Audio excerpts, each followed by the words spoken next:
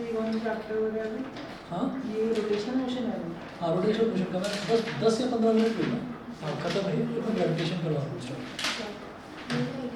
Moment of inertia of a uniform circular disc, ये वाला ना पेज नंबर 39 पर है।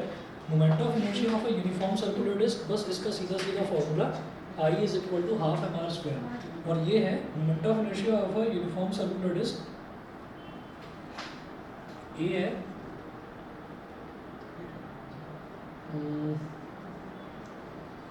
about an axis through its center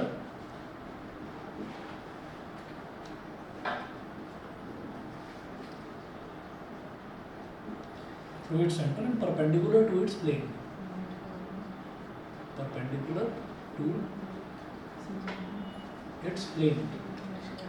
moment of inertia of a circular disc about an axis through its centre and perpendicular to its plane, मतलब कुछ इस तरह से कि ये हमारे पास एक सॉलिड डिस्क है,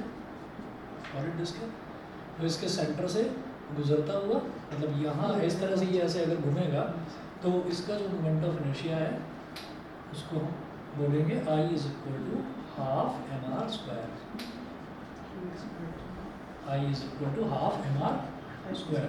इसी तरीके से जो B है, B में हम क्या देखेंगे, जैसे हमने रिंग में देखा था ना अबाउट एनी डायमीटर, और उसी तरीके से ये डिस्क है और ये डिस्क का डायमीटर है, और डिस्क का मतलब क्या है कि सॉलिड है पूरी की पूरी, मतलब बीच में से हॉलो नहीं है रिंग की तरह।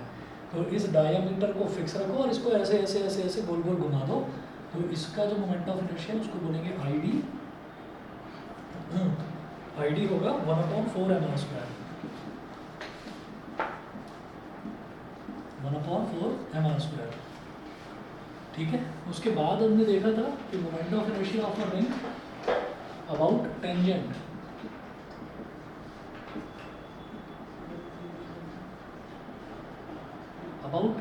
वो टेंजेंट किस तरीके का कि ऐसे हो, डिस्क आपकी ऐसे है और यहाँ से एक टेंजेंट गुजर रहा है और इस डिस्क को पूरे को लाइक अ फैन, इसको ऐसे ऐसे आप घुमा करेंगे, तो इसका टेंजेंट के अबाउट मोमेंट ऑफ इनर्शिया कितना हो जाएगा 5/4 mr स्क्वायर। ये फॉर्मूले ना आपको याद करने होंगे।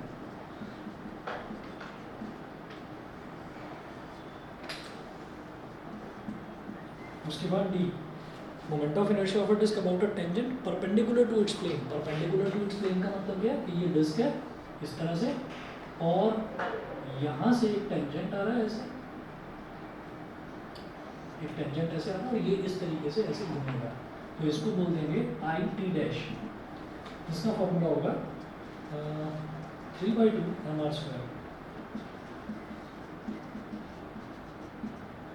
मोमेंट ऑफ इनर्शिया के अभी तक कितने फॉर्मूले करे हमने, टोटल 8, ठीक है, 4 रिंग के और 4 डिस्क के, बस ये सीधा सीधा याद करने हैं आपको। उसके बाद देखिएगा thin uniform rod, MI of a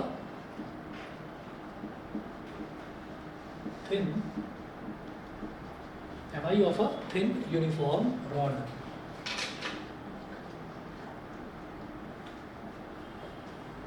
MI of a thin uniform rod. तो थिन यूनिफॉर्म रॉड की अगर मैं बात करूं तो ये इसमें हमने कहा कि रॉड ऐसे है और रॉड के सेंटर पर, रॉड को सेंटर पर हमने फिक्स करा और रॉड को ऐसे गोल गोल गोल गोल घुमा दिया, ठीक है ना। तो इसमें जो इसका मोमेंट ऑफ इनर्शिया निकलेगा वो होगा I इज इक्वल टू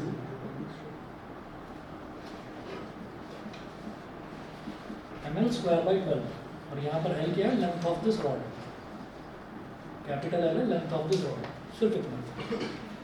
उसके बाद है कि MI ऑफ अ रॉड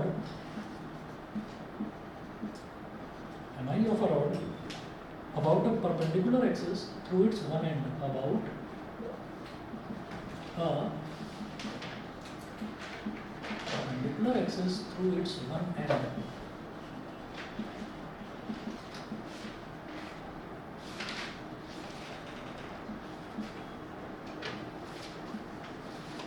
इसका मतलब क्या है कि यहाँ पर तो रॉड को बीच में फिक्स करा और ऐसे ऐसे घुमा दिया, यहाँ पर क्या करा कि ये हमारे पास रॉड है और हमने ना इसको इस तरफ एक एक्सेस मान लिया, मतलब इधर से इसको, मतलब it is just like door, एक दरवाजे की तरह है, और ऐसा है कि दरवाजे के इधर और इधर कहीं पर भी दीवार नहीं है, बस एक जगह एक पोल पर वो फिक्स है। तो आप उसको पूरे को ऐसे ऐसे ऐसे ऐसे घुमा दो, यहाँ पर फिक्स है और उसको पूरे को ऐसे ऐसे घुमा दो, तो इसका जो मोमेंट ऑफ इनर्शिया है वो क्या निकलेगा, ml²/3। कितने फॉर्मूले हुए टोटल, 10 ml²/3, ये रॉड का हुआ। उसके बाद hollow cylinder about its own axis, moment of inertia of a hollow cylinder।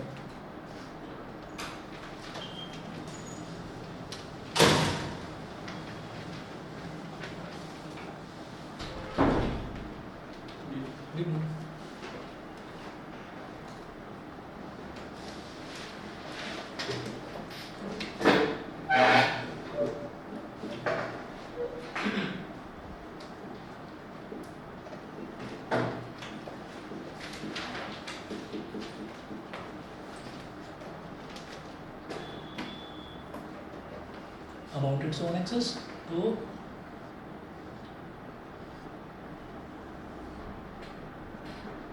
ये हॉलो सिलेंडर है, ठीक है। अगर ये इस तरीके से घूमने लगे तो इस हॉलो सिलेंडर का मुझे रेडियस पता होना चाहिए बस, कैपिटल आर, ये इसका रेडियस हो गया। तो इसका मोमेंट ऑफ इनर्शिया कैसे निकलेगा, I = mr², ये बस इस तरह से I = mr²।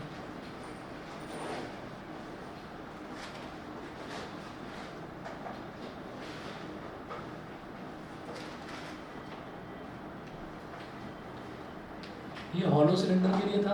अब इसी तरीके से अगर सिलेंडर पूरी तरीके से भरा हुआ हो, मतलब सॉलिड सिलेंडर हो, तो सॉलिड सिलेंडर में भी about its own axis,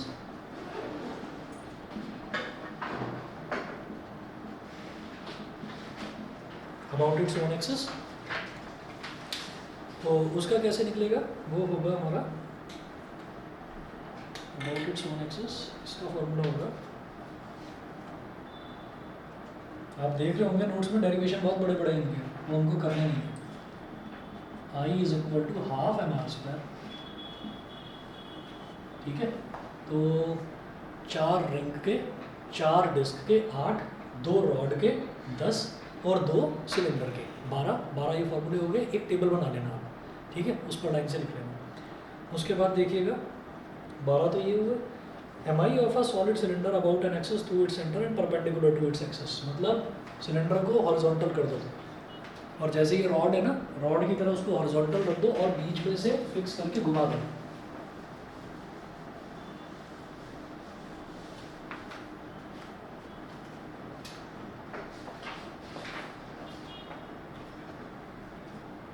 mi of a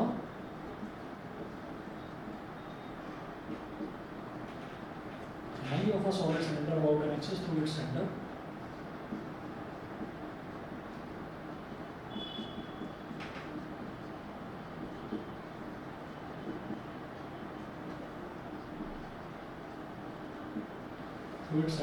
and perpendicular to its axis।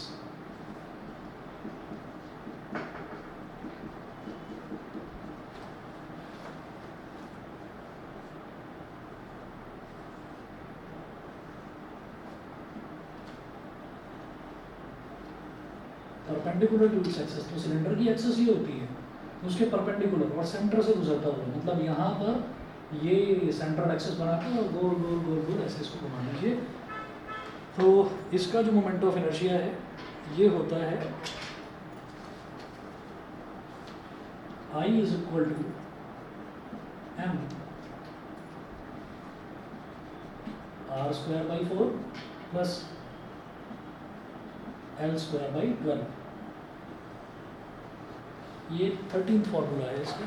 उसके बाद mi of a solid sphere about its diameter, तो सॉलिड स्फीयर का जो मोमेंट ऑफ इनर्शिया है वो क्या होगा,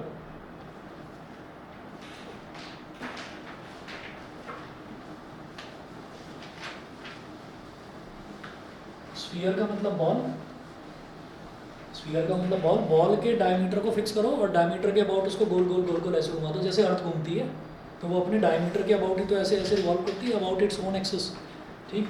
तो सॉलिड स्फीयर का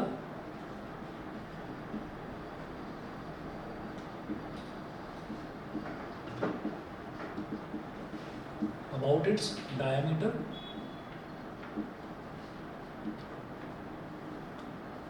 इसका क्या हो जाएगा,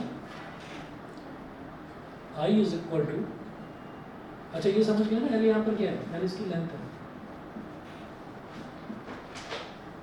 तो ये हो जाएगा 2/5 ml², ये हो गया स्फीयर का।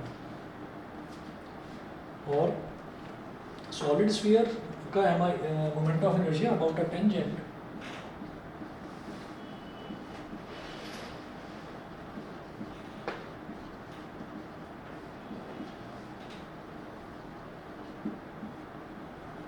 अबाउट अ टेंजेंट, वो कितना हो गया 7/5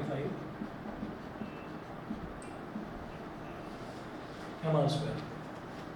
ठीक है, तो क्या हुआ कि स्फीयर के 2 हुए, ठीक है, रिंग के 4, डिस्क के 4, 4 4 8, रॉड के 2 10, और आपका जो सिलेंडर है सिलेंडर के 3 13, और स्फीयर के 2 15। ठीक है, तो टोटल ये 15 हैं। इनको एक पेपर पर आप लिख कर और लर्न कर लेना, और बिल्कुल डायरेक्ट फार्मूला बेस्ड इनके न्यूमेरिकल्स आते हैं, वो मैं करवाऊँगा। अभी पहले मैं ग्रेविटेशन कर रहा हूँ स्टार्ट। अच्छा, ग्रेविटेशन से पहले ना एक लास्ट में जो इसका एक फार्मूला है कि टॉर्क में और मोमेंट ऑफ इनर्शिया में रिलेशन क्या होता है, ये देख लेना।